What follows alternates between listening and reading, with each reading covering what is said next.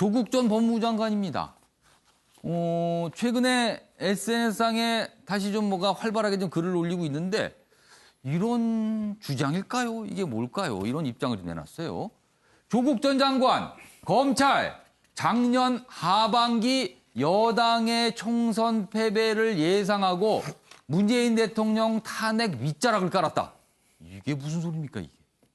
그러니까 검찰이 여당이 총선에서 지리라고 예상을 하고 뭔가 검찰이 하는 수사를 진행했는데 그게 탄핵 밑자락을 까는 것이다. 이렇게 해석이 됐습니다.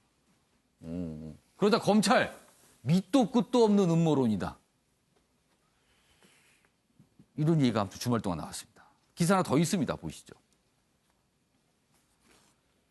검찰 울산 수사 문 탄핵 밑자락 깐 것이다. 서울신문은 조국 부적절 발언 논란이라고 이렇게 비판을 했어요.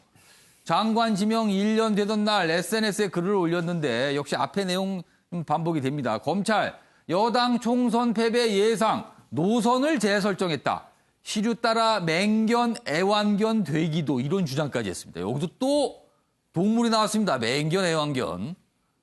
그러자 진중권 전 교수 뚱땅지 같은 소리. 국민 분열 혼란 이야기하는 주장이다. 이런 비판도 나오고 있다고 합니다. 자, 이와 관련된 영상을 좀 짧게 좀 준비했는데요. 확인해 보겠습니다. 조국 전 법무부 장관이 말씀하신 내용은 믿을 수도 없고 믿고 싶지도 않습니다. 한편으로 청와대의 울산시장 선거 개입 의혹이 그렇게 중대한 사건인지 국민들이 깨닫는 계기를 마련해 주신 것 같습니다. 자, 본인의 장관 지명 1년 이런 날 SNS에 글을 올렸는데 탄핵의 밑자락을 깔았다. 총선 결과를 예상했다. 뭐 이런 내용이에요, 지금. 이걸 어떻게 좀 봐야 되는 건지, 왜 그런 건지.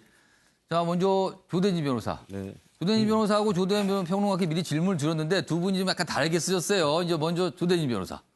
일단 저는 뭐 검찰에 대해서 충분히 합리적인 의심을 했다고 보여지고요. 의심을 할 만하다. 검찰이 뭔가 이제 공소장을 작성을 할 때 예. 한 가지 그림만 그리는 조직이 아닙니다. 아주 무서운 조직입니다. 그렇기 때문에 검찰 개혁에 대한 지금까지의 논의도 있었던 거 아닙니까? 예. 검찰이 검찰에 대한 수사만 하는 것이 아니라 정치를 하려고 자꾸 그 큰 틀을 짠다는 그런 의심들이 있었기 때문에 이번에도 울산 그 관련된 그 사건 관련해서도 대통령의 이름이 15차례나 나온 걸로 봐서 충분히 대통령과 관련된 문제를 만들어낼 수 있을 것 같다는 그런 충분한 합리적인 의심이 있어 보이고요. 이 부분에 대해서 또 조국 전 장관이 법무부 장관으로서 이제 검찰에 관련된 부분들을 많이 경험해 보지 않았습니까? 그러니까 그런 걸로 봤을 때 충분히 합리적인 의심이었고 충분히 검찰이 능히 만들어낼 수 있는 시나리오라고 저는 그렇게 판단합니다. 그러니까 지금까지의 검찰의 모습을 보면 뭐 이런 의심할 수도 있다. 이렇게 좀 보시는 거네요. 조대현 평론가는 이 조국 전 장관의 이런 어떻게 보면 주장일까요? 또 뭐 생각이에요. 이거 어떻게 보셨어요?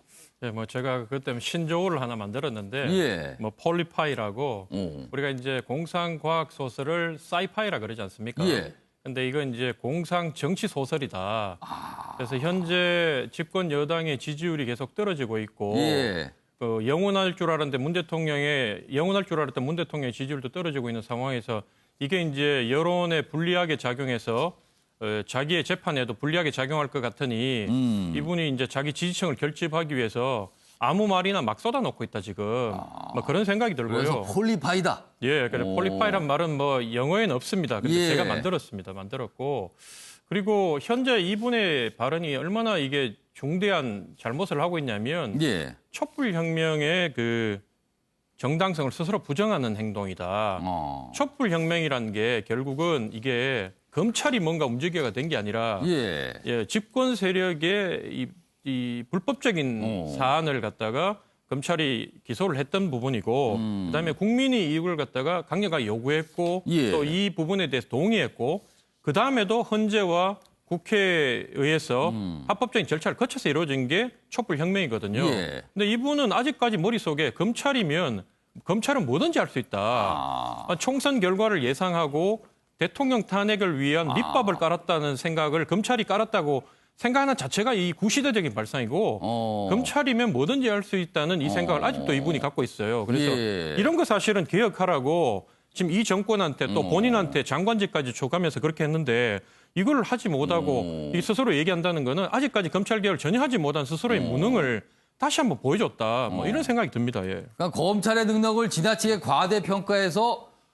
폴리파이, 정치 픽션을 썼다. 뭐 이렇게 소설 좀 쓰고 있는 거죠, 지금. 이런 분석이셨어요. 형철 표적에 짧게 발언께 드릴게요. 왜 그랬을까요? 이런 글을 왜 올렸을까요? 조국 전 장관이 요즘 예. 그 심정적으로 좀 많이 힘든 것 같습니다. 최근에 뭐 기자들도 많이 비판을 했었죠. 예. 밤에 왜 내 가족까지 자꾸 그런 건드리냐. 입장이 나왔어요. 그러니까 신경이 지금 몹시 많이 곤두서 있죠. 멸문지화라는 얘기까지 했습니다. 예. 내 가정을 전부 무너뜨려버렸다. 예. 개인적으로는 그런 심정이 이해가 갑니다. 예. 하지만 공직을 지낸 사람은 진실을 얘기해야죠. 자기가 상상한 것 그리고 공상한 것을 마치 사실인 양 얘기하기는 조금 두려운 마음이 있어야 됩니다. 자중하셔야 됩니다. 알겠습니다. 뭐 이 정도로 요 내용 좀 마무리하고요.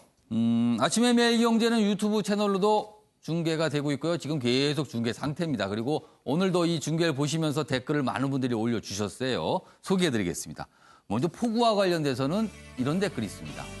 코로나도 끝이 안 보이는데 계속 이어지는 물폭탄까지 국민 피해가 속출하네요. 한탄을 남겨주셨습니다. 그리고요, 지구가 기후변화로 몸살을 앓는 것 같아요. 이런 진단도 해주셨습니다. 그리고 청와대 참모 관련돼서는요, 청와대 참모만 책임을 질 게 아니고 장관급들을 전문가로 바꿔야죠. 이 부동산 정책에 대해서 약간 많은 비판을 담고 있는 것 같습니다. 그리고요, 일하는 사람이 편한 사람과 하는 게 당연, 일에 대한 성과를 내면 최고다. 이런 글도 남겨주셨습니다. 댓글 올려주신 시청자 여러분께 감사 말씀 드리겠습니다. 자, 다음 기사 좀 가보겠습니다. 이 기사는 사실 수해, 이게 폭우와 관련된데 뒷부분에 나왔습니다. 폭우보다는 이 소들이 참 뭐라 그럴까요? 이게 희한하다 그럴까요? 신통하다 그럴까요? 축사를 뛰쳐나와, 여기가 구례거든요. 축사를 뛰쳐나와 해발 531m 절로 대피한 구례 소떼. 사람들이 인도한 게 아니에요. 소들이 스스로 10여 마리가 스스로 500m 높이의 산으로 올라가서 그 절 밑에 피신해 있었답니다. 여기가 구례에 있는데요. 축사에서 3km 떨어져 있는 구례의 사성화입니다. 여기 오산입니다. 500m가 넘는 산 꼭대기에 있거든요. 굉장히 올라가는 길이 가파른데 소들이 여기로 올라간 겁니다. 비를 피해서. 폭우로 축대 붕괴하자 놀라서 탈출한 거. 여기까지는 알겠습니다. 그런데 소들이 여기까지 3km 떨어진 여기 산에 올라간 거예요. 10여 마리가 도로 따라 3km를 걸었다. 아까 앞편에 일명기사 때 소들이 지붕 위에 올라가서 피신한 거 보셨잖아요. 여긴 더합니다. 절로 갔습니다. 산으로. 그것도 걸어서. 소들이 걸어서. 지금 사진 보시면 저렇게 이동한 걸로 지금 포착이 되고 있어요. 그래서 산에 가서 이 소 주인이 고맙다는 말을 남기고 데려갔답니다. 소들을요.